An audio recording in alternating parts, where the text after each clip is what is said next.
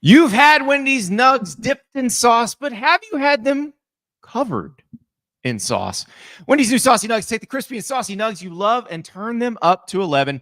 Choose between flavors like buffalo, honey barbecue, garlic, parm, or I prefer the spicy versions of all of those, but the spicy honey barbecue seems especially appetizing today. Or if you're a real heat seeker, try the spicy ghost pepper. I dare you. Only on Wendy's signature spicy nugs. That's 7 delicious ways to try the nugs you already love. Pick a flavor, grab some extra napkins, and prepare to nug like you have never nugged before. For a whole new way to nug, it's got to be Wendy's at participating U.S. Wendy's.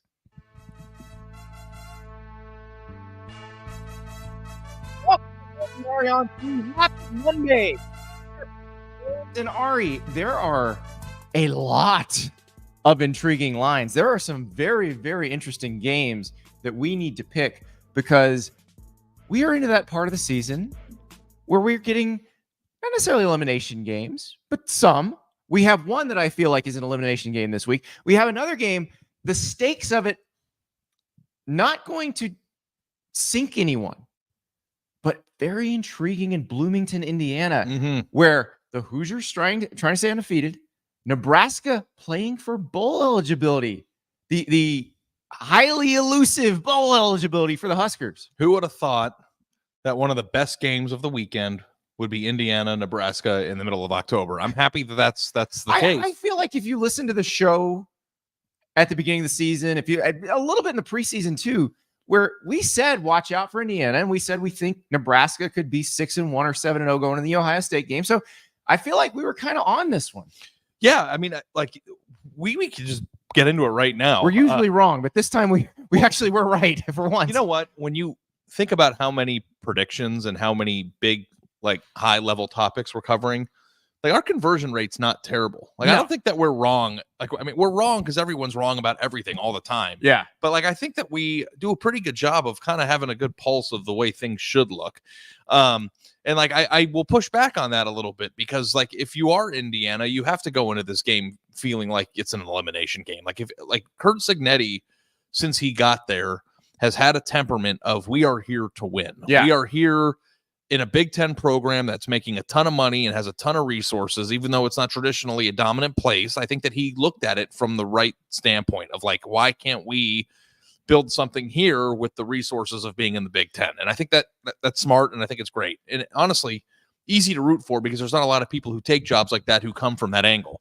But, like, if you actually want to play that game and you want to talk about making the playoff, because it's a big deal for Indiana to make a bowl most years, right, let alone make the playoff. So if you want to have the playoff discussion, then let's just have it in an adult, real way. Like, Indiana, if they want to make the playoff, cannot lose this game. Right. Like that's the bottom line. So, like, they really need to be 11-1. Yeah, and it's make like, sure technically their schedule's not great. Technically speaking, you can be like, yeah, Indiana could lose to Nebraska and win out, but they are playing Ohio State on the road in November. If they beat Ohio State, forget everything we just said. You're in the playoff. But, like, we're trying to be realistic about it. Like, they're probably going to be a 17-point underdog in that game. So, like, we have to. And I'm not saying it's impossible that they win. Ohio State's defense gave up some stuff on Saturday to a team that has the Maple really good Missile, receivers. the Canadian cannon, Curtis Rourke might go off. I don't want people to take it as like, oh, I think Indiana is a second class. I think they are in my bracket right now for a reason, but they're in my bracket because I project them to win this football game. So, like, for me, I really do think that it's important to be honest about it. Like, if we're going to expand this world, Andy, of college football playoff stakes, then we have to, like, for me personally, if you're listening to our show, for you personally, I'm going to tell you the truth. And it's like, I think part of, and I see this a lot in just coverage of the sport, where we have to, because there's 12 teams and there's a bunch of new teams that are in the mix, like, we have to, like, flower everything up. Like, oh, this team's going to make it, or this team's going to make it, or, oh, they have a chance, or they have, and it's like, yeah, there's a lot more teams. I feel like we have to, we don't have to be, but I feel like we tend to be nicer to the ones that aren't normally in the mix. Of course, and it's okay, and I think that we should be nicer. Indiana, but let's take a page from Curt Cignetti's book, because Curt Cignetti went into Indiana and said, we are going to win. He came on this show at Big Ten Media Days, and I asked him about, going after Michigan and Ohio State in his just got the job, I'm at the basketball arena trying to hype everybody up speech. And he's like, yeah, you gotta shoot for the moon. I don't think he actually meant that. I think he meant we're going after Michigan and Ohio State. Yeah. And so let's not treat them with kid gloves, because I think this is a really interesting matchup for them, Ari. Ari, I want you. But Indiana fans have come at people hard. Like, they are like, we are good enough to beat LSU. Like, if you want to be in that ball game, then we're not going to handle you, like you said, with kid gloves. And the fact of the matter is, I've had a rule in my entire, you know how I have all these rules. You have a lot of. We're going to write these down. Actually, this is an off-season project. Producer River, make a note. When the season ends, we're going to write down Ari's rules for life and roll them out one per day. Rules for college football coverage are okay. That too are very. I want your rules for life. Rules for life is June. Rules for college football coverage we'll do in February. Rules for life is, it might check me into a facility when we're done with those ones. But and this is a lot of it too. Is I had a mentor growing in this business, Doug Lamariche. You know him well. Like, he is a king of the North. Yeah, he is a king of the North. Has downloaded a lot of stuff on my brain over the years, because I started at the Cleveland Plain Dealer as a very young person in a pretty important position under his guidance. And you cannot have a lower standard in column writing or in any way that you attack a beat that's lower than the coach's standard. Right? Right. Like, you can't, like, you're not going to be nice to Indiana because they're lowly Indiana, when the person who's leading the program doesn't want to be treated that way. So if you don't want to be treated that way, Kurt Sadetti, the thing that is most lovable about this man is that he doesn't give a crap. He wants to be he wants to be held in the same regard. Indiana's a very good football team. I'm not going to sit here and blow smoke up someone's ass and say I think they're going to beat Ohio State. So that said, it is an elimination game, because if they lose this game and then they lose to Ohio State, then you're likely not looking at an Indiana playoff team. So, like, let's call that what it is. Well, let's have a little trivia. Okay. I'm bad at this. Ari, it's embarrassing for me. What is the lowest point total that Indiana has put out this season? It's in the 30s, right? That's correct. 33. 31. Yeah. 31 against FIU in the season opener. Since then, now Western Illinois was 77. That's a FCS team. So these are all Big Ten games. The rest of them. 42, 52, 42, and 41. Now, I'm sorry, 52 is Charlotte, so not all Big Ten games. But that's UCLA, Charlotte, Maryland, and Northwestern. Charlotte, by the way, 2-0 in American Athletic Conference play, so not terrible. These guys are scoring a ton of points. Yeah. This is okay. Now that we've seen Ohio State's defense against Oregon, I'm not so sure Ohio State's defense is that much better than Nebraska's defense. Michigan's defense is probably pretty good. There's a good chance Nebraska is either the best, second best, or third best defense they will play all season. Well, there's not a good chance. They're definitely one of the top three, but might be the best defense they play all season. So can they win if they have to score in the high 20s, low 30s? Can they win this game? I think they can, yeah. Okay. I think we need to unpack what you just said, though, later in the show. I don't know. Ohio State has a bye week this week, so we might not be talking about them, but like we have all week. Okay. But like that lots of episodes. Thought, I think, is like a segment like that. Yeah. The fact what that do you think about Ohio State's the fact defense? that you saw receivers they were giving up big plays. It reminded me a little bit of 2 years ago. It wasn't just receivers. Yeah. It was. Oh, yeah. They let them run the ball too. But back to this game. This is a game where it will be difficult to run the ball. Nebraska's defensive line is really good. I am excited to see this because, first of all, I don't know that Nebraska has played. I guess Colorado would be a good example of a dynamic offense that Nebraska played, and Nebraska terrorized Shedeur Sanders. That game was never close. The pressure Nebraska can get up the middle is unique, but a lot of really good defenses. Like you see it with South Carolina, they have those great edge guys, and they terrorize people from the edges. But Nebraska terrorizes you up the middle, and there's so little time to think, to react, to do anything when you have the polar bear and the vanilla gorilla coming straight up the middle, that it does change the math. It changes the clock in the quarterback's head. That said, Curtis Rourke has played a lot of football. He has played. This is a veteran of Maction who's played in some games where just stuff goes awry and you got to deal with it. I love having that kind of veteran quarterback. And nothing goes more awry than in a MAC game on Tuesday night. Let exactly. me tell you. That's what I'm saying. Andy, so I think that the expectation is that this is going to be a game won in the 20s, right? Like, and if you go and you look at, I think Nebraska's, I think they get in the 30s. I do. Yeah, they're getting the 30s against everybody. What's the total of the game? 50 and a half? Yeah. Yeah. So if it sounds like just basic bad at math podcasting here, but whoever scores in the 30s is probably going to win if the total is near the mark. And if you look at Nebraska's offense, Dylan Raiola is a very exciting young player, and I think he's going to be, if not already, pretty good. 28 against Colorado in a game that they probably could have scored more, and their lines just mauled them. And that was more of a defensive line thing. But 24 against Illinois in a loss, 28 against Purdue, which is a team that's barely, with a pulse, and then 14-7 win against Rutgers last time out. This isn't a team that's lighting up the scoreboard yet. Now, we might get to that point, but I really do think that Indiana could score 28 or 31 and win this game and maybe even cover. See, that's 31. Seems like the magic number. 31-20, 31-24 seems like a realistic game. I don't know they're going to get there. Hunter in the chat, and I put this one up because I think this is representative. I think there's a lot of people who, I'm not going to call Hunter a casual, but I think there's some people who don't follow the sport day to day that are still a little surprised by this Indiana thing. That he said, we're hyping up Indiana right now. Well, it's just like, have you watched anything this season? Of course we're hyping them up. This is pretty incredible what's happening. Yeah. The thing that I've been criticized a lot for in my time doing these podcasts in my writing career is that we only pay attention to the big teams.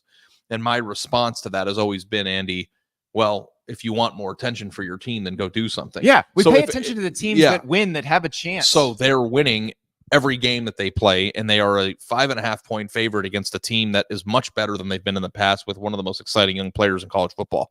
Should we ignore them? Like, is that what we should do? So Producer River put a poll up in our chat, and it's got 56 votes right now. Does Indiana have a real shot at the CFP? It is 50-50 deadlocked right now. 50% on each side. I do think they have a real shot, but I do tend to agree with you. But that poll should be like this is the thing that people said no in that chat because it's like, oh, they're Indiana, they're not going to make it. But that's not what the poll question is asking. The poll question is asking, do they have a legitimate shot? And the absolute 100% answer to that question should be yes. Do they have a shot? They have a shot. Of course they have a shot. Do they have a realistic shot to make it? Of course they do. I am with you, though, that they need to win this game. For sure. Because there are things, because we're also not accounting for losing a game you probably should win. Because that could happen down the stretch. Yeah. So, and like Indiana has a pretty manageable schedule. And part of the reason why I put them in my bracket, I've said this 100 times, but like they have games that they should win on the surface, but they have Nebraska, they have Washington, and they have Michigan State, and they have Michigan. Those are all 4 games that they could theoretically lose if they lay an egg. Well, I'm not guaranteeing a win against Michigan. Okay. That is a testament to the job that Kurt Cignetti's done this season, that you just talked about Indiana as if it is a certainty that they will beat Michigan. Well, it's Think also about that. It's also the reality that Michigan can't throw a forward pass right now too. So like, they can throw a forward pass, but when they put the quarterback who can throw the forward pass in, it takes away from the running game. Yeah. So a month from now, things could be a lot different. Like I'm still like, I'm going to give a column away that I'm going to write in November, and it's going to make people angry, but I'm going to. It's been in my head. You're going to write something to make people angry? It's not to make people angry. It's how I feel, and that happens to enrage people. Yeah, how you feel enrages a lot of people about a lot of things. Yeah, right. Yeah. Including my wife. The Ohio State is 100% going to beat Michigan this year. I think is a little bit. I think we need to pump our brakes on that because Michigan has a month to prepare. I love the pre-hyping of the game that we've already determined is already over, but you're right. This is not something we should just preordain right now. I agree. Well, here's the thing. Michigan today is a problem with what they have, right? Michigan today is bad. But if they put Tuttle in or they figure something out or someone takes a big step forward and they become a team that can score 20, or they become a team that can score 24 with that defense. Yeah. On the right day, Ohio State being what they are this year, is that not a duplication of the 90s? Oh my God. Is that not what that is? Oh my. You just went there with the Ryan Day, John Cooper. I mean, no, but I'm just saying it's got everything. I can't wait to read this column. I mean, history repeats itself. If there is a mental ailment there that's stopping Ohio State from playing well in that game, and Michigan is just good enough to put a functional game together with a really good defense, like that's not a automatic win. All right, we are driving the Indiana fans crazy. But the reason why I brought that up is it's not an Ohio State discussion. It's that if Michigan plays Indiana 2 weeks before that game, so if Michigan gets to that point where I think that that's a rational column to write in a month, then that's no gimme for Indiana. Like if Michigan can fix itself, it's enough, Michigan. It's not a gimme for Indiana under any circumstance. I know. I just think Michigan stinks right now. Okay, I think they stink. That's like Indiana fans are going nuts right now, and I don't blame them because we've hijacked this Indiana segment, and we're talking about Michigan and Ohio State. No. I didn't hijack. We are being the worst of the national media. No, because we have this feel-good story about Indiana. Nebraska's trying to make a freaking bowl game for the first time since 2016. But the reason why I brought that up, and Ohio State. The reason why I brought that up is because I'm trying to explain to you why my analysis of the Indiana-Michigan game is that Indiana will probably win. Let's talk about that. Okay. In a little bit. Let's talk about Indiana and Nebraska now. We have to pick this game. Okay. Indiana is a 5.5-point favorite. Uh-huh. Nebraska cannot wait to see how many, because I don't know how many tickets Nebraska fans get for this game. Because normally this is one of those where Nebraska fans take over the stadium. Yeah. I don't know what's going to happen You think Kurt Signetti is just going to do another email blast telling the student body? I think he might buy all the tickets. Yeah. Telling the student body not to study or to do any partying, that there'll be plenty of time for that. And like that letter or that email that he wrote to the student body a few weeks ago. Yeah. You're borrowing my language now. Electric. Because he was like, when we're 5-0 and celebrating our win over Maryland, like coaches don't talk like that. He does. Okay. I'm excited. One thing before we pick this game. This is where Nebraska got last year and stalled out. Now it was later in the season when they got here. I realize it is an artificial construct. This sixth win puts you in a bowl game. But for Nebraska, they need it. They need the extra practice. They need all of that to be what they want to be. Mm-hmm. How gratifying would it be for them if they could go on the road and make this happen right now and be 6-1 going into the Ohio State game? The bowl eligibility monkey off the back. Yeah. It's over. Absolutely. Like, I mean, if they don't make a bowl this year, that would kind of be like the old Nebraska just revealing itself. Oh, they're going to make a bowl this year. But how quickly can they get eligible? How quickly can they get eligible? If they could beat an undefeated team on the road in mid-October going into the Ohio State game at 6-1, I think that you could say they could probably split the rest of their games and feel really good about the season they had. All right. Indiana's a 5.5-point favorite. Who you got? You go first, please. Oh, okay. I'm sorry, Coach Siggs. I didn't expect to get this many points. I'm not going to lie. If this had been a 1.5-point spread, I'm probably picking you guys. But Nebraska's playing for something too. They got a really good defense. I don't need you to win by that much for me to win. But I also think Nebraska can win this thing straight up. Give me Nebraska plus 5.5. Yeah. My thought was I want to pick Indiana to win, but I don't want to pick them to cover. And that seems like a pretty safe bet because Nebraska does have a way of losing one possession game. But like we're just pressing everyone's buttons today. Well, I mean, but like what you said is true though. Like if Nebraska comes out and wins the game, not shocking at all. No. So like I think this is a pretty difficult thing. I do think that the spread is a little bit larger than I would have anticipated it being. That said, Indiana is coming off an open week. They're healthy. So is Nebraska. Yeah, that's true. I guess that means nothing.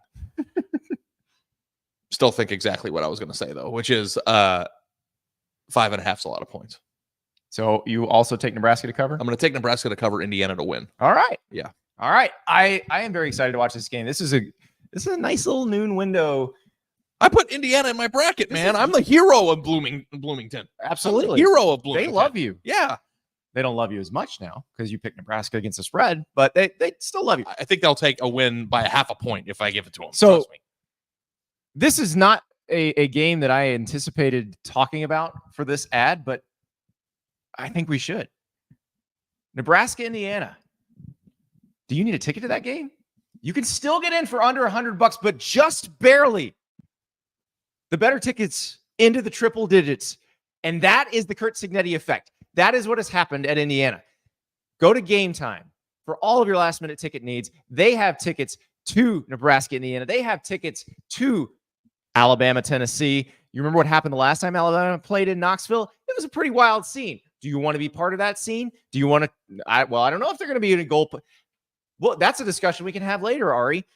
Would they even bother tearing down the goalpost if they beat Alabama this year? I don't know. But if you want a ticket to that game, they got tickets. If you want a ticket in Bloomington to Nebraska, Indiana, Gametime has your tickets. Use the GT Picks feature to see the best deals relative to the market. You will always make sure you get the best deal with the GT Picks feature. If you use the code STAPLES, you get $20 off your first purchase. Terms apply. So go to Gametime, download that app, find the tickets you need, whether it is football, comedy show, concert. I may be going to Metallica in June. I just found out. Of course, I'm going to Gametime to find the best deal. Use that GT Picks feature. So easy. You know you are getting the best price you can get.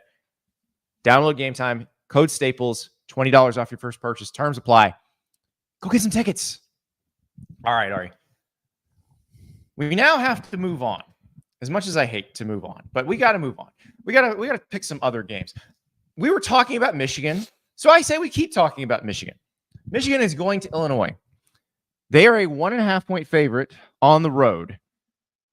This is a very interesting game. Illinois took a massive lead against Purdue and then took a massive you-know-what and had to win the game in overtime, 50-49. But Brett Bielema feels like the kind of coach that watches this Michigan film and goes, "Oh, we're in my wheelhouse now, baby. This is like turning back the clock to 2010 Big Ten football." Yeah, if I was good at Photoshop, I would take Brett Bielema and put a yellow jacket on him and put him behind a tree rubbing his hands together. Oh, yeah. Like the Spice Adams. Yeah. Absolutely. Without changing anything else but the color of his jacket. Because he always wears those like, yeah, exactly. Look at it. That's exactly you what put I'm him in talking an orange jacket. And he's like, yeah. I don't love what I'm seeing from Michigan right now. And Illinois is the exact type of tough to exist in a Big Ten West game. Now, I don't know if Indiana's defense, or sorry, not Indiana, Illinois' defense, Indiana on the brain, is able to corral the running game, or if they're going to find something with Jack Tuttle. Have we even gotten to the point where we know he's playing yet? Or well, I think he's playing. I mean, he played against Washington. It seemed like that was the direction they've decided to go now. I am not sure yet if that's the direction they should go, because listen, after watching Iowa and Washington, like, I don't know why they didn't just run the ball every play against Washington. I think they might have had a better chance of winning the game, but against Illinois, if you try that, I think Illinois will figure out a way to stop you. So having the more diverse offense against Illinois probably gives them the better chance to win the game, but it's not a great offense. But your thought process is that if Tuttle plays, and that takes away the quarterback as a runner, which then makes it harder to run the ball. Correct. And you're relying more on, completely on your offensive line to open holes for Mullings and but if he can complete a pass, doesn't it make it less likely that they sell out for the run? Yes, it does. So I don't know. No. If you can complete a lot of passes, or you can complete passes way down the field, because if you're completing 6 and 7 yards through the air passes, you don't really have to change that much defensively. Yeah, you just have to tackle. But the thought is that he can throw the ball downfield better, much better than the other two. We are pretty sure that Illinois is going to be a sound tackling team most of the time. So that's the thing. Unless you can really stretch them, you don't add that advantage in, or get to the point where you can use your run game because they are stretched out. So they got to go deep on them a few times to open that up. Yeah, or at least attempt to. I also love Indiana, like, figuring out how to win in a shootout. It's not what they wanted, but they did do it. Yeah. Did I say Indiana? I'm in Illinois. I was going to correct you. I'm so sorry. They're both eyes, and we don't talk about either of them all that much traditionally at the same time. I can see how that happens. Let me ask you this. What if Luke Altmaier was Michigan's quarterback? Oh, my God. We would potentially be talking about a playoff team? They'd be on the bubble, right? Yeah. They might have had a win in a game that they lost. They did win a game without a quarterback against USC, but that's becoming less and less impressive. I still think it's pretty impressive to beat a team as good as USC the way they did. I like the way that Illinois matches up with Michigan at home. Yeah. Yeah, I do too. And Luke Altmaier has been really fun to watch this year. So this is a tough one to pick because I do think it's, and Vegas, obviously, same thing. They got a 1.5. I do think if Michigan can throw the ball a little bit, they're going to win this game. I just don't know what. I don't know what they're going to be. Joel Klatt, our pal, says that their ceiling is higher with Jack Tuttle. I think I would agree with that. I think that's true, but I need to see a dynamic passing game, not just a passing game. Because going from no passing game to a passing game is really not any better. You got to have a dynamic passing game where you really can stretch the field. So we'll find out if they can do that. Since I haven't seen it yet, and since I know they're not selling out to just run the ball, like I'm actually, you know how I feel about running the football. If you can do it, and it's the only thing you can do, then lean really hard into it. Yeah. I don't like this half measure stuff. So you got to prove to me you can throw. So I'm going to take Illinois until Michigan, maybe you can prove me wrong and that you can have a dynamic passing offense. But I'm going to take Illinois right now because I don't believe it yet. Yeah, I'm with you. I think Illinois is a tough team. And if you've watched them play at all this year, and I know you have because we've seen some pretty cool Illinois bangers. Like, this is a team that went on the road and beat Nebraska. Like, if you can do that at home against Michigan, if they haven't figured out how to throw the ball at all, I like the matchup here. I do too. I think it's gonna be a fun game. So I'm excited to see this one. And here's the thing you have to say that we didn't say. What's that? They played. So Illinois never had really a chance to beat Penn State. Right. But they were in the game the entire game. Yes. And like Penn State is a much, much better version of Michigan. Like much better. Yeah. So changing where the game is being played, I think I like the math there. All right. We'll see. We're both picking the Illini. Let's move to the SEC. A team that has to win a game against a team that probably has to win a game. Auburn heads to Missouri. Tigers on Tigers action. Missouri is a 6.5-point favorite at home. Ari, Auburn has to get off the schneid. So Auburn is at Missouri this week. They're at Kentucky next week. They then go home to play Vanderbilt. They cannot lose all three of these games. I've said that. And I remember I got on the Auburn message boards after they lost to Oklahoma, and I said, look, it's fine as long as you don't just lose the next 4 games. Well, they lost to Georgia, which we expected. They can't lose the next 3. They can't. They have to win one of these, preferably 2. They're not that bad. They just keep throwing the ball to the other team. Is this the game where they finally stop doing that and actually win a game? I'm always with you in the same mindset of like, I'm not going to predict something to happen until I can see that it's possible. Like it's the same thing that we just went over with Michigan. It's like, well, I'm like, why, what would have to have changed for me to be like, yeah, they're not going to throw picks in this game. They do it every time they play, every single time. Now, the thing that I'm interested in here is how good you think Missouri is. I don't know that they're that good. So, because Missouri was a team that was a fixture in everyone's preseason top 10. They have a very manageable schedule. And, it was a team that I thought was going to make the playoff just based on the path. But what I saw in the A&M game, like A&M manhandled them physically. And like Auburn is kind of built like that. Yeah, A&M's better physically than most teams in the country. I think we're starting to realize that they're better on the line of scrimmage than a lot of teams. But Auburn is decent on the line of scrimmage. Auburn's offensive line is actually it's strange because that's been Auburn's Achilles heel for God knows how long. Like even the team that won the national title and the team that went to the national title game in 2013, like their offensive lines were not great those years. They're not bad on the offensive line this year. They can run the ball really well. They can open holes, and Auburn always has dudes off the edge. So, but they run the ball well. They do. And like I didn't think Missouri did a particularly good job of stopping A&M from running the football. So like that to me is like such a weird thing to analyze when it comes to Auburn, because on one hand, that team is like 2 or 3 catastrophic offensive turnover mistakes in every game that you don't know when they're going to happen or how they're going to happen, but they just keep happening. But then on the other hand, if you actually watch them play, they move the football quite easily. Well, the thing is, can Missouri force that? Because we just saw Oklahoma's defense in person. You know, that's a team that can force a lot of turnovers against a really good offense. Against a good offense or an adequate offense, they can force a ton of turnovers. Like, Missouri's not that. You know, Missouri isn't as good as necessarily the defenses that Auburn has just played. I don't know that they're as good as Arkansas's defense. No. So I think this is a much more even matchup. I think this should be a pick 'em. So I know that you just professed that my belief is that I got to see it first.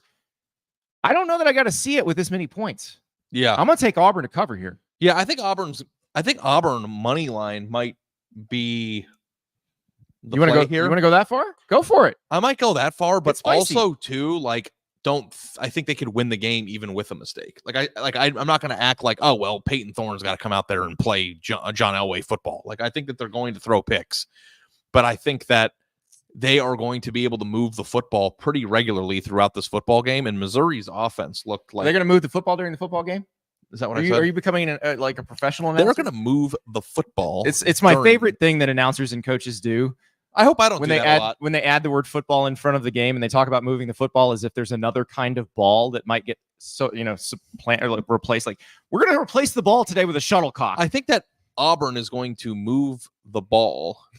Thank you. In the match. Okay. Thank you. Just don't say score the basketball. That's all I ask. I like that one. Redundancy is like my thing, especially when I'm being condescending to people. Oh, I like say things like, you know, like if so you visit the Department of Redundancy department when you get condescending. Okay. Like, we got you. Like someone's like, why didn't you pick up the phone? And I'll be like, because I was on a commercial aircraft. Like I like make it longer just so they know that I'm annoyed with them. That's what I do. So yeah, no, I think that Auburn's going to be able to move the ball pretty well. And Missouri's offense I didn't love the body language in the Texas A&M game either. And not that right. And the UMass game doesn't tell us anything. Yeah. So yeah, I'm gonna take Auburn to cover here. I don't know if they're gonna win the game, but I do think if they can just it doesn't even have to be mistake free. It has to be catastrophic, debilitating mistake free, which they haven't played one yet. Well, I mean, listen, if Auburn loses this game, they absolutely could lose to Kentucky and Vanderbilt. Like, we are in the absolute danger zone. Oh, Vanderbilt should scare the crap out of them. So, right now. I think that Auburn, like, the thing with the SEC is, and maybe this is more of a situational thing than just an actual analysis of like these two teams, but like Auburn, it's hard to envision that they're going to go through the entire schedule and not win 3 times, right? Like, so situationally speaking, like, this seems like a spot where, you know, and even Florida has the dead cat bounce every year where things aren't going very well. They might have just had that. Yeah, and they might have just, but that's what I'm saying. Like, if Florida just wins like Florida always seems to win a random game, you don't think they're going to win every year. Like, I think that this might be a good spot to be like, oh, look at the scoreboard on Saturday afternoon, and Auburn's beating Mizzou in the third quarter. If you take away the catastrophic turnovers, play to play, down to down is not bad. They are probably kind of an average SEC team. They are not an O for the SEC team. They just aren't. And if Missouri is an average for the SEC team, they probably shouldn't be. Like, so I think this should be a pick 'em game. I think money line is money line is the type of play here where you well say it with your chest. Let's go. Well, I'm saying that the safe play here obviously is to take the points, but money line would be like hammer Auburn before the game, wait for them to get up 10-0, and then find a middle there somewhere. Like, that's how I would do it. But I think that Auburn is going to be in a position to win in the fourth quarter. So you're going to take the money line? I'm going to take the money line because it's a podcast and, like, whatever. Yeah, that's it. Like, what are we doing? It looks better on the graphic. Yeah. Well, we'll see what happens. And they don't make people be angry, but, like, do you think it's crazy? No, I don't think it's crazy at all. I don't think it's crazy. I'm shocked that this game has as big of a spread as it has because I don't think the teams are all that different. All right, let us stay in the SEC. Let's talk about a big one in the SEC. Let us talk about South Carolina, Oklahoma. Well, that's a big one too. Okay, let's do that one first. Okay. I was actually joking. I wanted to talk about the big one. Let's do that one first, and then we'll get to the elimination game in Knoxville. Okay. But let's talk South Carolina, Oklahoma, because we just saw Oklahoma in person. I'm working on an Oklahoma column about their offense, and how the seeds of this were actually planted 2 years ago, 3 years ago. And it's a disaster, and it's not something you can get out of this year, but we're going to find out if the Oklahoma coaches who get paid a lot of money are going to earn that money, because they're facing a pretty rough situation. They don't block very well. Their best receivers are hurt. We don't really know if Michael Hawkins Jr. is a good quarterback. We don't really know if Jackson Arnold's a good quarterback. They've never really been given a chance because they have an offensive line that's not very good, and their receivers are all hurt. They're now going to play a team that should have won in Tuscaloosa. Like, South Carolina players should be righteously pissed at themselves because they should have beaten Alabama. They have great edges. They should be in the backfield all day against Oklahoma. They should absolutely terrorize Michael Hawkins Jr. I am stunned that Oklahoma's a favorite in this game. Yeah, I don't know if you guys noticed this, but Andy is in my house still right now. And last night I was watching Sunday Night Football, just recharging my batteries for the week. And Andy was on the other end of the couch, like breaking down Oklahoma film. So like he's just yelling at my computer. like, what are you doing? You run a speed option where you don't block either guy between the guy who has the quarterback and the guy who has the pitch man. You can only not block one. You only read one guy. Yeah. And it'll be a good story when that runs. I don't know when it's going. I'm not going to speak for you, but I can't wait to read it. I'm hoping tomorrow morning. We're shooting for tomorrow morning. Yeah. So you are the guy here. Like, South Carolina has been a team that I feel like you've respected probably more than most people do this year. Yeah, and probably a little too much. But I look at the way they played against Alabama. I think Shane Beamer would tell you it was a sloppy game. They should have won that game. They should have won it. And I would be stunned if South Carolina goes to Oklahoma and loses. Like, if they go to Norman and lose this game, they should feel very bad and be very worried about the rest of the season. Like, South Carolina should go win this game. And so that's where they're at. And they need to win too, because they got housed by Ole Miss.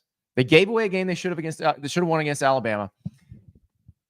I know that you're thinking, okay, but there's no shame in almost losing that. But when you still have to play Texas A&M at Vanderbilt, which is not easy, Missouri, and at Clemson, like, there's no easy wins in there. Yeah, I think this is other than Wofford, this is the easiest win you have left, and it's not easy. It's the hardest thing too as a fan when you look at your schedule and there is only one loss out of the 3-3 that you feel like you should have lost. Like, I think I would even go out and say that South Carolina should have beaten Alabama.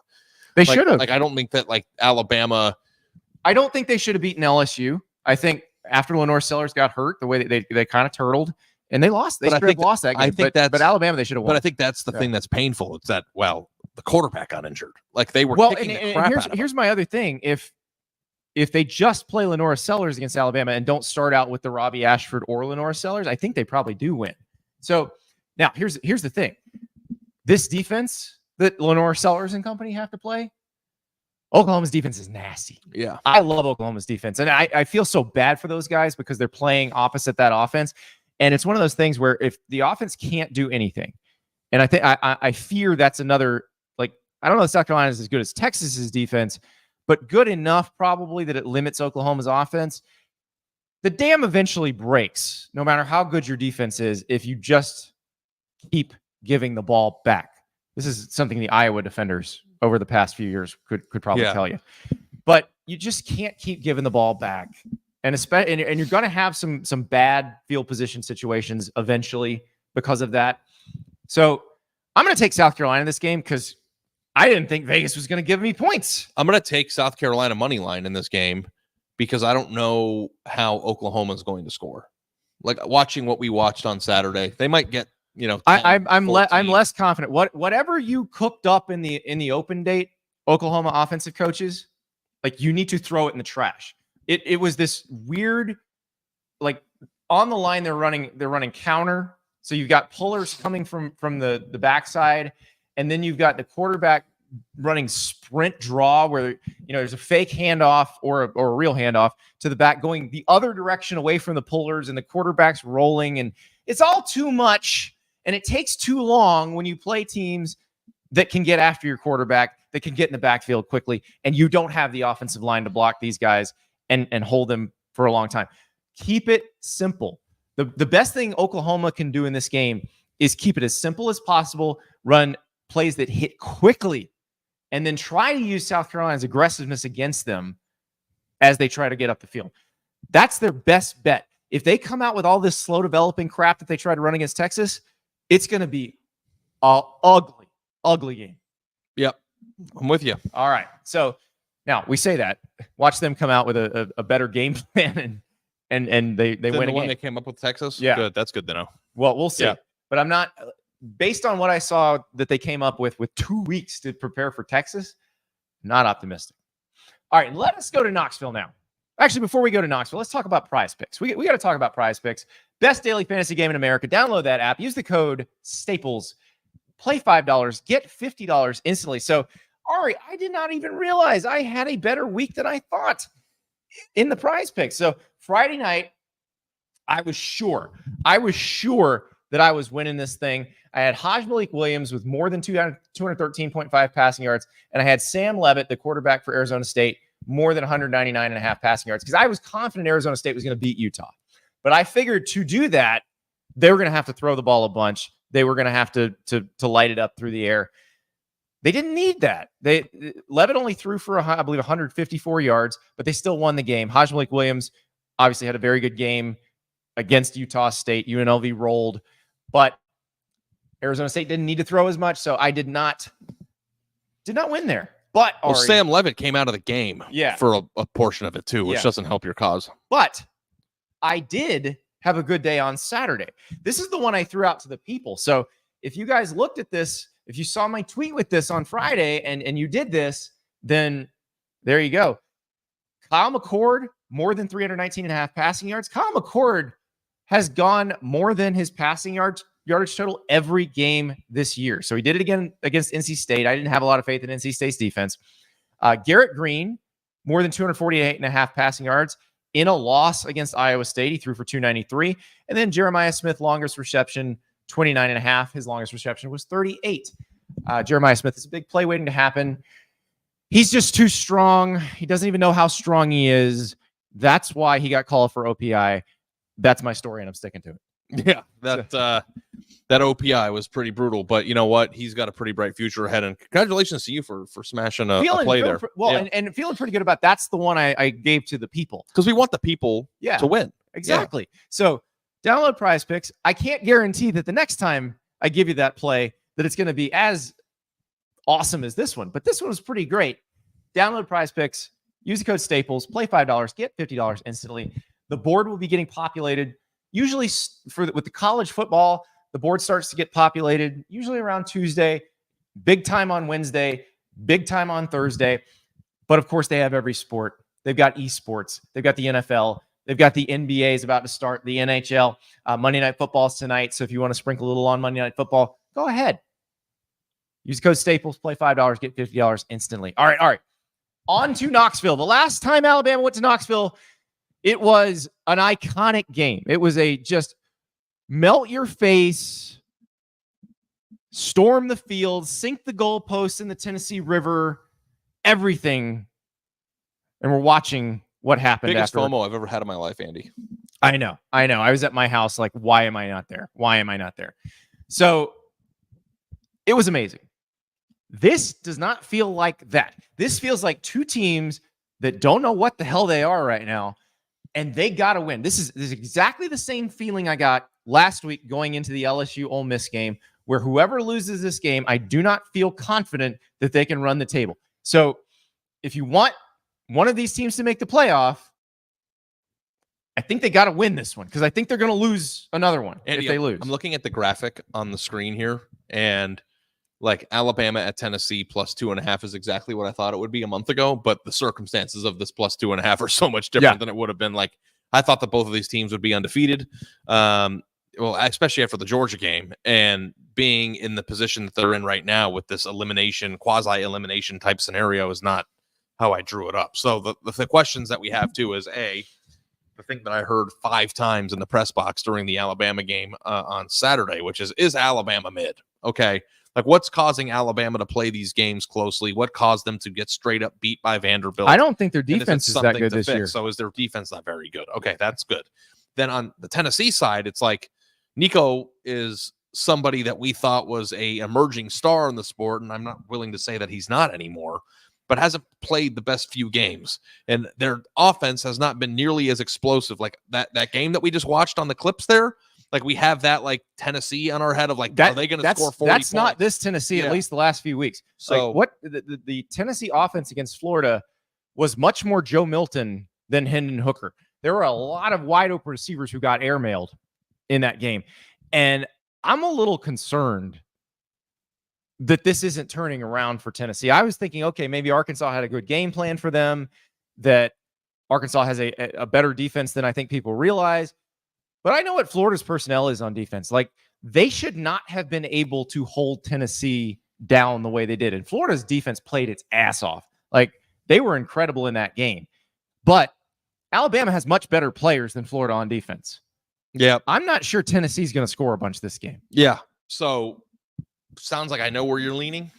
I am, because until I see Tennessee scoring with regularity against a decent SEC defense, I'm not going to believe it, because they're as good as Tennessee's defense is, and it is very good, and it can force turnovers. You saw, I mean, Tennessee's defense saved the Vols in the Florida game, forcing that fumble, the Graham Mertz fumble on the goal line.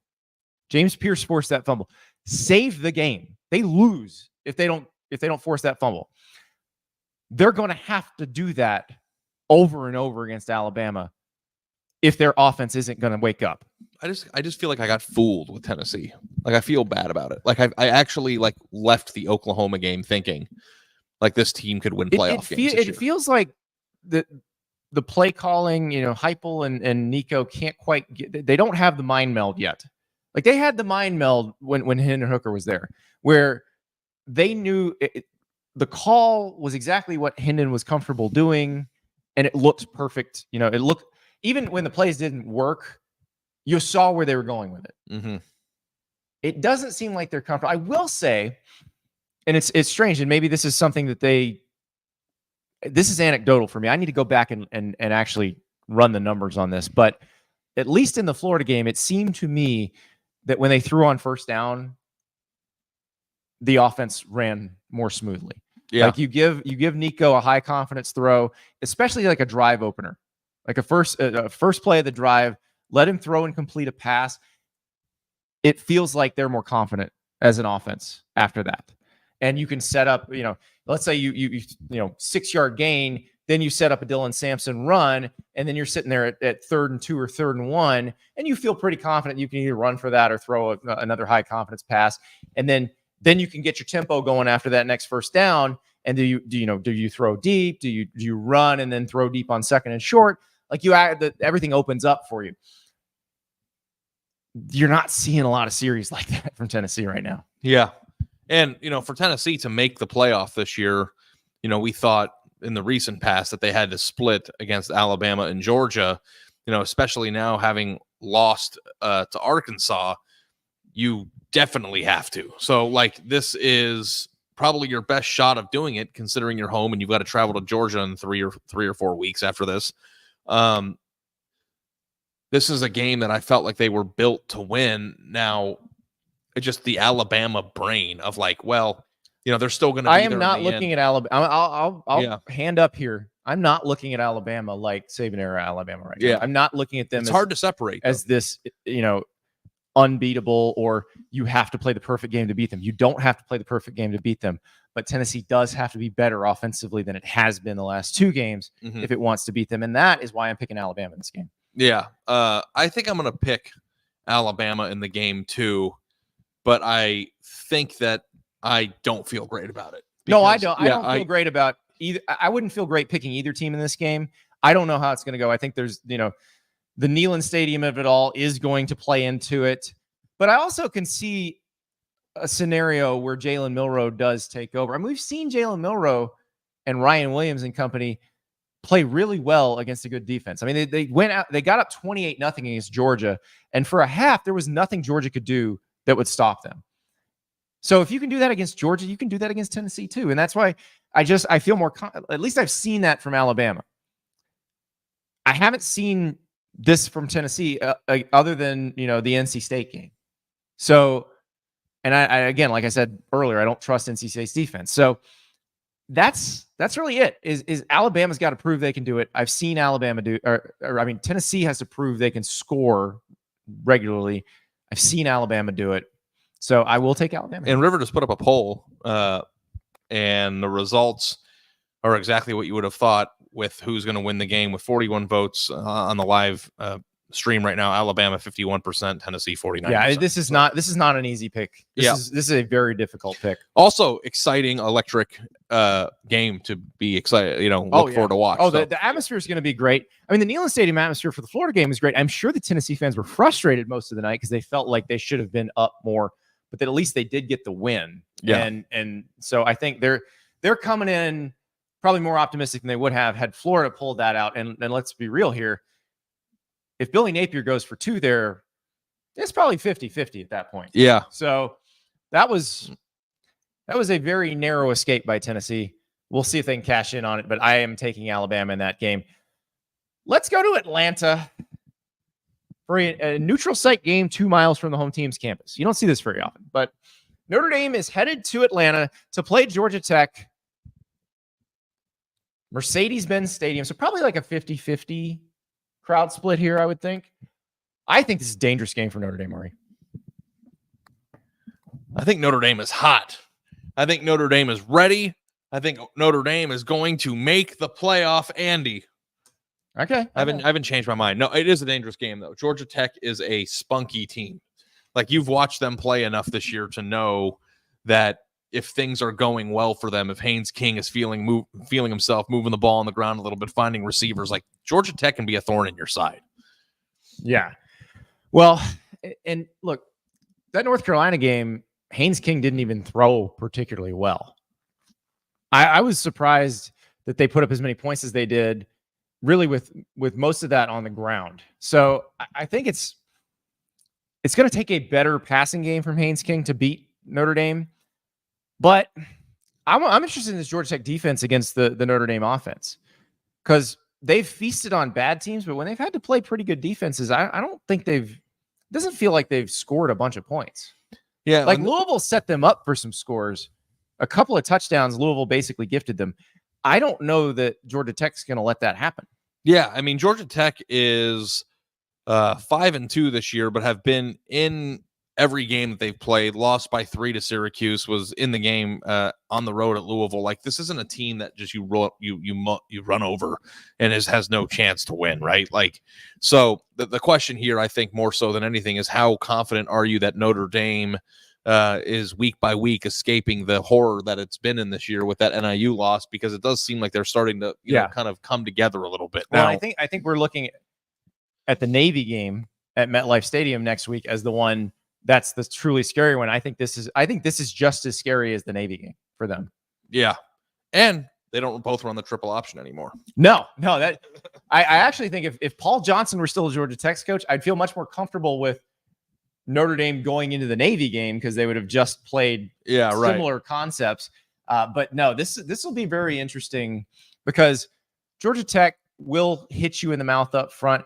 I think the style of play that Notre Dame embraces is similar to the style of play that Brent Key likes to embrace at Georgia Tech. I think this is going to be a fun game. If you're going to give me that many points, I'm taking Georgia Tech. Yeah, I think I'm going to take Georgia Tech. What? To cover. Mr. Notre Dame, Ari? No, I think I'm going to take 8.5's a lot in this game. We're just agreeing on everything. It's crazy. Yeah, I know. I got to stop it. And I wish I could change my pick. I'm not going to lie. It's not a bit. I actually think Notre Dame is going to make the playoff. I want you to say what you actually What I actually think is that Notre Dame is going to win this game, but I don't think it's going to be a blowout like some of the games that they've just had. Right? I think this is going to be a very tough game. I think it's going to be a tough game. I think that going to Atlanta is going to be interesting. Riley Leonard, I think, has been playing much better as of late. I know that there was some concern that he was going to shut it down earlier in the year, right? Like, he got injured and wouldn't be able to perform. No, I feel like something clicked after that. Like maybe a decision. Hey, I'm all in. This is happening. Yeah, because I do feel like their offense has been significantly better. I mean, he was 16 for 22 for 229 yards and 3 touchdowns. Maybe the defenses they're playing. Yeah, and the defenses that they're playing aren't very good. But I think Notre Dame has proven that can exist in a tough game like this, like because Georgia Tech plays physically, and I think Notre Dame is built to match that. Now, might not mean that they're winning by 100 in the third quarter, but I think that they're going to, I think they could win by 7 and feel like pretty good about that. Yeah. All right. That was And not what I Navy- expected. and I then- did not expect Artie to agree with me on this. But then Navy, I don't know, a week from now when we're picking that game, that's going to be a difficult thing. I mean, Navy's had a fairly easy schedule to this point, so we can talk about all that next week. But Notre Dame's got to get past the Yellow Jackets first. That's the tricky part. All right, let us move to a game. Not a game, because we're not going to pick this game against the spread. We're just picking the total. We don't need to spend much time on this. But in case you haven't been paying attention the last few weeks, we are now an Iowa over podcast. So this total has actually moved since since it opened. It opened at 40.5. Iowa at Michigan State. Iowa's favored by 6.5 on the road. Don't care about that. The total's 41.5. Ari, over. We're picking the over. We are an Iowa overs podcast. Yeah, okay. I can't even pick the under anymore. Because we are contractually obligated to pick the over. Yeah, on this show. And it's gonna go over. I'm telling you, right? Because Iowa's gonna score like 30 in this game, and then Michigan State's gonna score a little. Be a man, grow some hair on your chest, and say that Iowa's gonna cover the over by itself. Because I don't know if they will. They almost did against Washington, though. They were 1 point away. Yeah, it was 40.5. They scored 40. Yeah, they're back, baby. Oh, listen. Okay. I only said we're going to spend 10 seconds on Iowa just to say we're an Iowa over podcast. But let me ask you this one, Ari. How do you think Iowa fans feel about this season where they are better on offense, clearly better on offense, what they've always wanted, but they're now not quite as good on defense, and they've lost to Iowa State? Probably very similarly to the way that LSU fans feel about being much better on defense this year, but not nearly as good. Or Oklahoma fans feel about the flip of. I mean, Oklahoma is the exact inverse of Iowa, right? And Oklahoma traditionally, and Oklahoma, the Oklahoma fans spent the Lincoln Riley years going, "Love this offense, but God, if we just had a defense," and now it's completely flipped on them. Iowa, they got the better offense, because what did we always say? If you could just have an adequate offense, I think they're actually a little more than adequate offensively. Yeah, I mean, it's dominant defense. Their defense has been fine. Yeah, in every game that they've played against. It's just not otherworldly like it was the last couple of years. Yeah, so I mean, I think that beating Washington 40-16 wasn't the score I was anticipating seeing. Well, and that's the thing. If that's the Iowa we get the rest of the year, good Lord, good for them. And I don't think they scored a defensive touchdown in that game, right? That was all offense. So I wouldn't bet my life on that, but I'm fairly certain that's the case. Yeah. So they didn't. All right. Iowa over.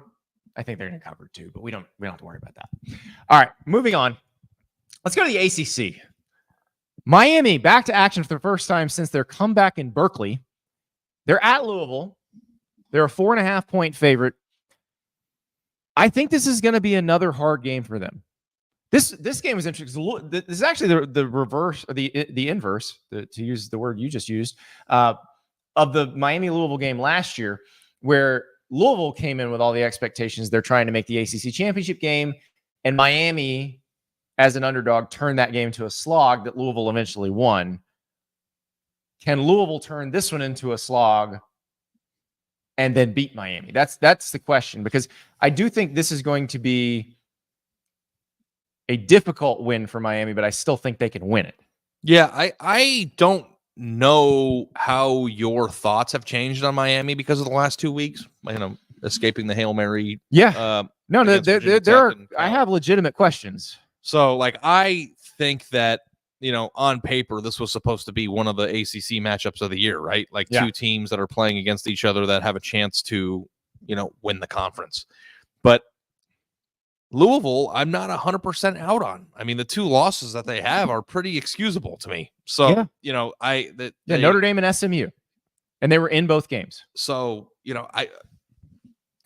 and the Miami blowout over Florida, though impressive, has kind of come back down to earth a little bit. So I do think that I like Miami to win this game and roughly by 7, but I don't know. Somebody asked me on a podcast last week that said if you could pick legitimate national championship contender that isn't in the Big Ten or the SEC right now, who would you pick? Mm-hmm. And Miami was really the only other one I could come up with and feel good about. Right, because you've seen Clemson against Georgia, so you already feel like and that's not going to Clemson's happen. probably another one of the answers, though. But like Miami, if Miami is the only other team nationally that isn't in those two conferences that you could even put in that discussion, like they should win this game very handily, right? Like, or they should go in there. But I think this is going to be hard for them, and I think Louisville. This is Louisville's last gasp here. This is again the not an elimination game, because Louisville isn't out. Well, maybe they are out of the ACC championship picture if they lose this, because they've got one conference loss to SMU. Yeah, the Notre Dame game, obviously not a conference game. If they take a second conference loss, chances are they're probably going to take a third, but also chances are they then won't win any tiebreakers that would get them into the conference championship game at 6-2 in the league. So they pretty much have to win this game. And Louisville also plays Clemson. I mean, Miami just has so many better players. True. They have so many better players. So like, what do you think's going wrong? They had a lot of better players than Cal too. No, I know. What do you think's going wrong with them? I think they are playing like a Mario Cristobal coach team traditionally plays. Yeah. Where they have better players, but they don't blow people out. Yeah. Those Oregon teams had better players, but they didn't always blow them out. Yeah. So, they've avoided the catastrophic LOL Miami losses, right? Like that hasn't happened yet. And both of those things could have happened in their last two games. So I think that's progress.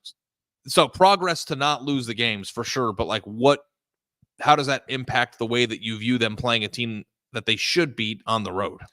I am going to take them to cover here. Me too. I think they can do. What, really? Yes. I thought you were going to take Louisville. I was sure you're going to take Louisville. No. I think Miami's going to cover this one. I don't know that they're going to cover it by much, though. I think this is going to be a one-possession game in the fourth quarter.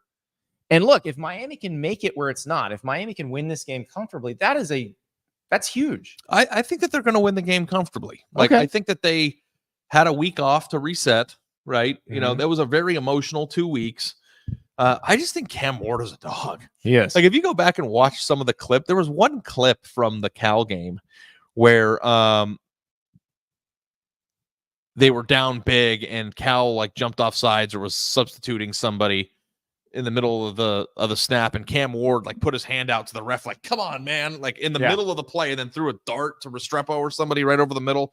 And it's like that guy just has an it factor about him. I think that I like Miami to not just get the cover here, but I think to get back on track to like making us feel like they could do something. Like I don't like it went from Miami is awesome to Miami is just old Miami that hasn't lost yet. And it's like, I think that a win in pretty convincing fashion in this game kind of gets you back onto the other edge of the way you view them. Yeah. So producer River tells us we've agreed on every game. Mm-hmm. And the only really disagreements we've had, you pick two money lines where I pick the underdog to cover. I'm going to fade every one of these picks, by the way, in real life and with real money. Yeah. Because like there's no way. But this is proof positive. We don't set this up beforehand. We don't. Oh no, we agree on this one. So I gotta change. We don't talk about the games until this. I mean, it's Monday. When would we talk about them? Yeah. So this is real. We just happen to be agreeing. I think we may disagree on this next one. I'm curious to hear what you have to say. Can I pick first so they know we're not rigging it this time? Sure. LSU goes to Arkansas. LSU's a 2.5-point favorite. LSU coming off a massive win against Ole Miss. Keeps LSU in the playoff race. Does it change how you feel about LSU going forward? Because I thought the way they won that game, especially where Ole Miss looked like they were going to win it for most of the game, LSU hangs in, and then comes back. And Garrett Nussmeier, like you look at his stat line, it was not the prettiest game for him. He was not very accurate all the time, but when he needed to be accurate, he threw some dimes. Yeah. So I think that the thought process here is that Arkansas, which beat Tennessee the last time out and played a pretty close game against A&M and lost a thriller against Oklahoma State, is much better than their maybe even record, but certainly their lack of ranking would show. Yes. Like it's a tough team and it's at Arkansas. Yes. So I think that the layup thought here was, okay, LSU got that nice win. They beat Ole Miss, but this is like where you stumble, right? Yeah. But I think because Brian Kelly has been so excellent his entire career in getting to the 10-win plateau. Like he wins the games that his teams by and large Are should supposed win. to win, yeah. And I like that. My gut feeling is I want to pick Arkansas because I want to keep banging home the drum of like, yeah, this is a really good, fun team to watch. But they could lose this game and still be a really good, fun team to watch. Yeah. I think that LSU is going to cover this game, and I think that it's going to set up what hopefully will be an absolute banger in College Station in 2 weeks. If that happens, when they play at A&M, because A&M I think has Mississippi State this week, which they should beat without struggling too much, and then we're going to have a really good Kyle Field type scenario. Like that's the way I see this matching up. We finally disagree. Yep. So LSU fans, feel free to get mad at me about this because I'm going to admit I screwed up the pick last week when I picked Ole Miss. What I should have thought about, like I did not take the nighttime at Tiger Stadium aspect of it into account as much as I should have. I didn't take, and I said it when we previewed the game. I said Tiger Stadium's been a house of horrors for Ole Miss. When the teams are fairly even, but one team has a really nice home field advantage where their crowd really gets into it. And when their team is good, it's a very tough place to play. Like I should have taken that into account because they were close enough to even that I should have just said, you know what, LSU's at home. I'm going to take the home team here. And as far as LSU's defense goes, the edges at LSU and T-Bob Abear tried to tell us this last week. Like they are so much better than they were last year. So shout out Kevin Peoples, shout out Braden Swinson.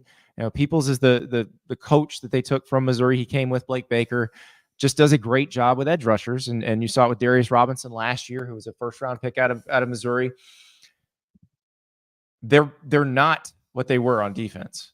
So, like, I'm not going into any more games thinking somebody's going to throw all over LSU or that they're going to score 50 points on LSU. I'm done with that.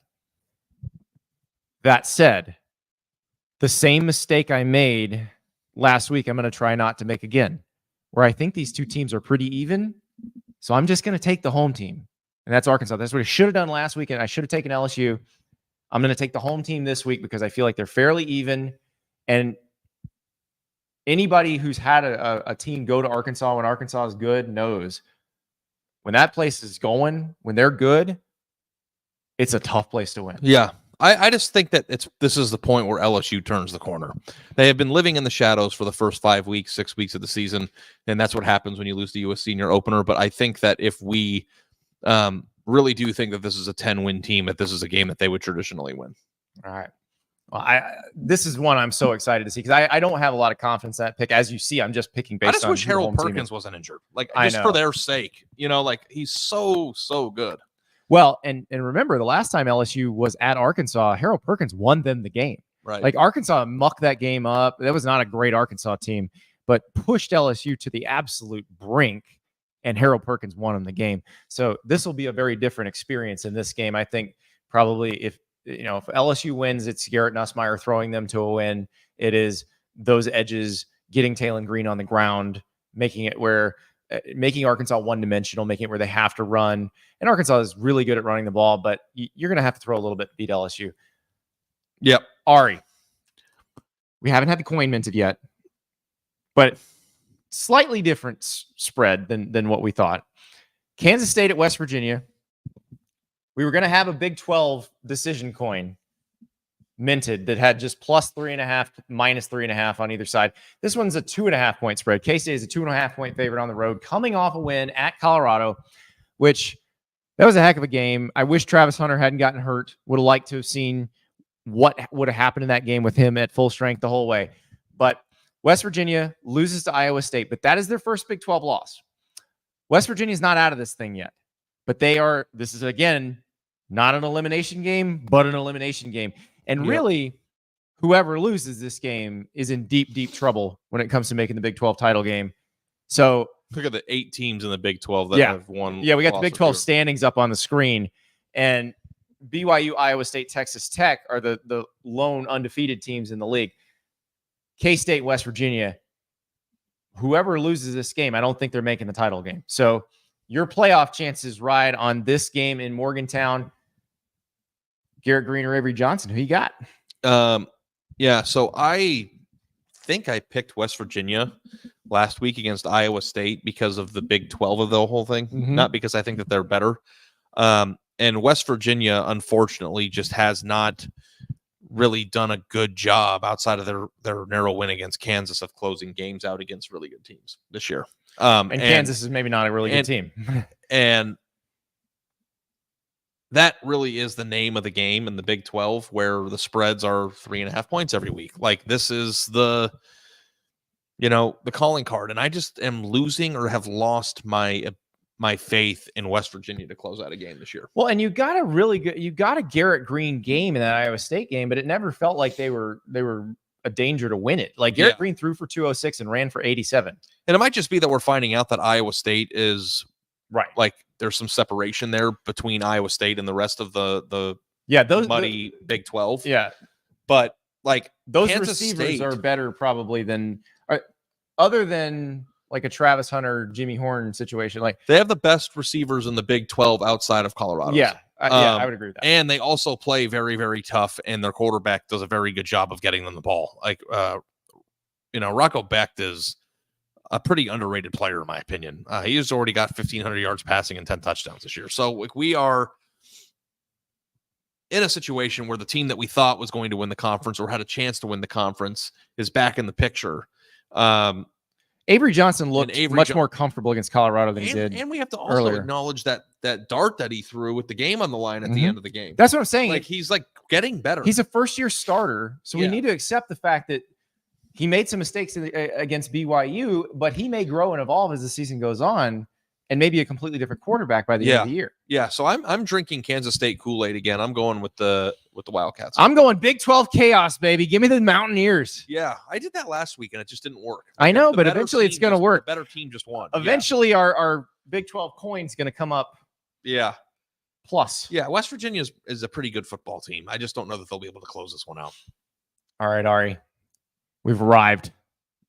The big one. So big that all the F1 dudes are coming to Austin to see this game, also to run a race. But Georgia at Texas. In the rankings, it's number 5 versus number 1. It's two teams we expect to make the playoff. But if Texas were to win this game, are we sure that Georgia's going to make the play? And that is one of the more interesting aspects of this 12-team playoff, because you say, oh, you can lose games. It's fine. But I don't know that Georgia can lose. Like, Georgia can lose this game and still make the playoff, but it makes the rest of the season pretty white knuckle. Texas doesn't need this as bad. Is there a motivation gap here that helps Georgia a little bit, or does Texas just want to keep pounding and prove, hey, even though we're new to the SEC, we can run this thing right out of the gate? Yeah, it would be an interesting thing to think, like, Georgia loses this game, then runs the table, which would mean wins over Florida, Ole Miss, Tennessee, UMass, and Georgia Tech. They wouldn't really have a hallmark win unless Tennessee turns this thing around a little bit. But I do think that like 10-2 Georgia is like the 10 seed, and they don't play in the SEC championship, right? Like that's how that ends. So I don't know that they would be out of it. They would have to walk a tightrope. They'd have to lose again, but they also still have to play Tennessee. They have to play at Ole Miss. But yeah, I don't know that I think that Georgia's a 3-loss team. That said, I think that Texas is a better all-around football team than Georgia is this year. I don't think that's not really a hot take. Yeah. No, it's not. I mean, they're favored. But let me give you a stat. This is one that that Oklahoma column I was telling you guys about that I found was very interesting, studying Oklahoma's offensive line. So the Texas and Georgia offensive lines, all 10 starters were recruited out of high school by these programs. 9 of those 10 were signed in 2021 or 2022. Xavier Truss for Georgia is the old guy. He was signed in 2019, so he's the outlier. But for the most part, everybody's been in the program. But these are superior recruits. These are 4- and 5-star recruits who sat for a year or two and now are starting on. Like, this is exactly how you're supposed to build an offensive line. Both teams do it exactly the right way. That's what I love about this game, because that's what makes these teams so steady and dependable, is they have great offensive line play. They have great athletes who are going to play in the NFL, who who didn't show up. Kelvin Banks showed up and started right away. But for the most part, they didn't. They had to sit. They had to wait. They got developed. And now they are playing at a very high level, and they're all going to play in the NFL. Like all 10 starters on the offensive line in this game are going to play in the NFL and probably start in the NFL. This is exactly what you want to see. Yeah. Andy, we played a game when we made a video about this game on our channel on YouTube. Yeah, on the On3 YouTube channel. You want to play it again? Let's play it again. Who's got better quarterback in this game? Texas. Who's got the better offensive line in this game? Texas. Who's got the better receivers in this game? Texas. Who's got the better running backs in this game? Texas. No, Georgia. No, Georgia does. Yeah, Who's got the better defensive line? Push. Who's got better linebackers? Push. No, Georgia. I'll go Georgia on this And one. who's got the better defensive backs? Georgia. So, first of all, awesome matchup. Yes. Second of all, don't really have a lot of teams that are winning that many positions against Georgia. No. So, like, when you're like wondering, well, why is Texas a 3? Oh, here's one. Here's one we didn't mention because we could lump them in with receivers, but they also block tight ends. Tight ends. Who's better in this game? That's a push. It's a push. Yeah. But think about that. We're saying somebody's a push at tight end. Yeah. Against Georgia. Yeah. I mean, Gunner Helm's awesome. Dude. Like, but they got other dudes like.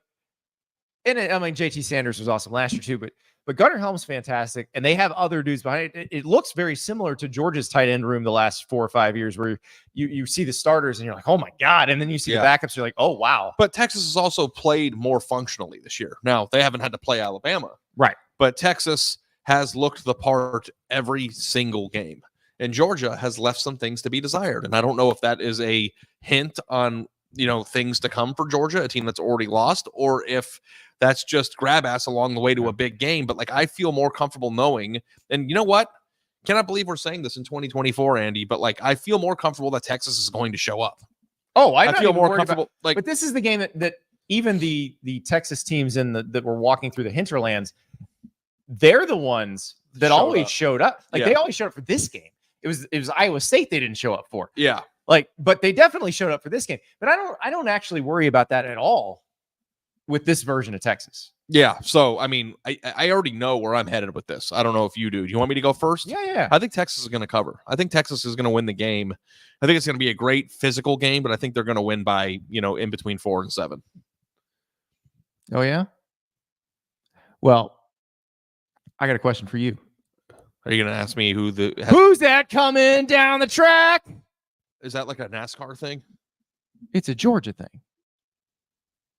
A mean machine in red and black.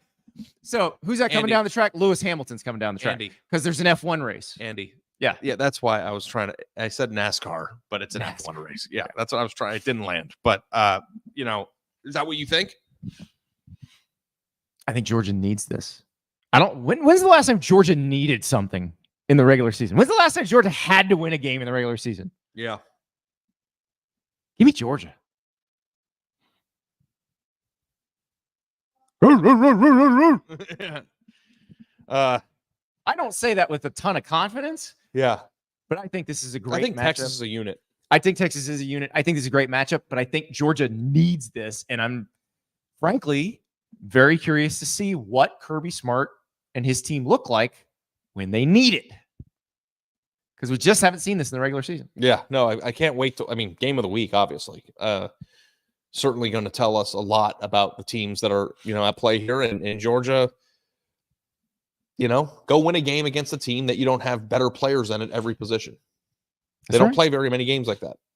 They did a few weeks ago, and they lost it. They got behind 28-0. If they played 40 games in the last 4 years, they've played 3 or 4 that are. Yeah, don't get jumped on 28-0 because you ain't coming back from that. You know what? Time. It's possible too that they just got off to a really bad start. They got out schemed, and they got out schemed for 2 quarters. They figured it out, and then they were.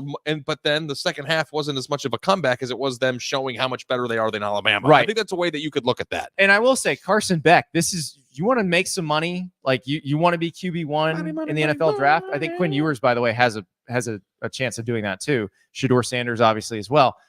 But if you're Carson Beck and you want to make some money, this is where you make the money. Right here. I can't wait, Ari. Can't wait. You're going to be there, right? I'm going to try. All right. I got some emails to send. I don't know. Because if I do go, we do need to do the podcast from there. So the press box has to be open long enough. So I got to figure out whether that's the case. Might be staying in beautiful Temple, Texas, because this is what happens. They got a Buc-ee's. They got a nice Buc-ee's. I could shower there, right? Do they have showers? No truckers at truckers Buc-ee's. No truckers at just Buc-ee's. Nice, beautiful, clean individual stalls. Great marketing, by the way. Tremendous. By the way, I realize other college football shows have their gas station sponsors. Which one? We're not gonna. I'm joking. It's a jab. It's a jab, Andy. Yeah, we're not throwing the competition. No, they're very nice to us over there at the competition. I know, nice but people. what's a little friendly competition? I'm just jabbing them a little bit. But we need ours. We need our gas station. Who wants to be our gas station? And the thing is that like, I am a gas station dude. What? Nobody more than the two of us. Me and you like stop. I think that like on road trips, the number of stops that you and I make probably is 2x what a normal 3x. Listen here. Buc-ee's, Love's, Sheetz, Wawa, Circle K. What are you doing here? Pilot. Big fan of the regional chip. What are we doing? Look at all the money you're leaving on the table by not making us your official podcast. Because we have a very loyal listenership. We do. If we say that the tamales on the roller grill from Love's are the best gas station food in America, they will buy tamales off the roller grill at Love's. That'd be a great. Do you know how many spicy nugs that we have sold for Wendy's? Do you understand how many spicy nugs that we've sold? I'm just telling you. Get off the Schneid gas stations. End of rant. Ari is taking Texas. I am taking Georgia. This is a beautiful game. This is another incredible week. Saturday is going to be glorious. I cannot believe we get to do this for a living. I cannot believe we get to talk about this. Thank you guys so much for listening. We've seen the numbers. You are telling your friends about this show. They are picking it up too. We cannot thank you enough. Stick with us. It's only going to get more fun. I mean, we're going to get a gas station at some point. We'll talk to you tomorrow.